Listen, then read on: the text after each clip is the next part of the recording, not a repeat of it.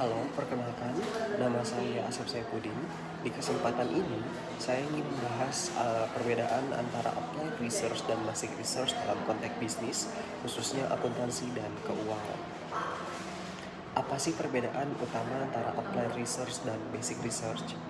Kalau misalnya kita berbicara mengenai perbedaan utama, sebenarnya letaknya ada di tujuan dan hasil akhir. Basic research lebih fokus pada pengembangan teori dan pemahaman konsep secara umum. Outputnya biasanya berupa model, konsep, atau kerangka pemikiran. Sementara itu, applied research lebih diarahkan untuk menyelesaikan masalah yang sedang dihadapi, sehingga hasilnya bisa langsung digunakan sebagai dasar pengambilan keputusan. Dalam konteks perusahaan, kapan sih applied research lebih tepat digunakan? Biasanya di dalam perusahaan, applied research akan lebih tepat ketika manajemen membutuhkan solusi praktis dalam waktu yang relatif singkat. Misalnya ketika perusahaan ingin meningkatkan efisiensi biaya, memperbaiki sistem pelaporan keuangan, atau mengevaluasi kebijakan tertentu yang sedang berjalan. Contoh penelitian akuntansi atau keuangan yang termasuk applied research adalah penelitian mengenai pengaruh penerapan sistem akuntansi berbasis digital terhadap kecepatan dan akurasi laporan keuangan perusahaan, atau bisa disebut analisis efektivitas sistem pengendalian internal terhadap pencegahan fraud. Lalu, contoh penelitian yang termasuk basic research itu seperti apa sih?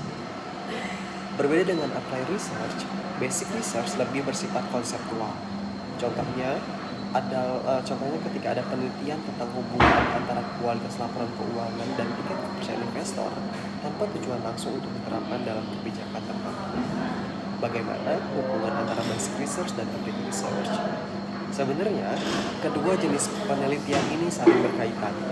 Basic research menyediakan landasan teori dan konsep, sementara applied research menggunakan landasan tersebut untuk menyelesaikan masalah di dunia bisnis. Mengapa manajer modern perlu memahami research metodologi? Pemahaman tentang research metodologi itu adalah sangat penting karena agar manajer mampu membaca dan menilai hasil penelitian secara kritis.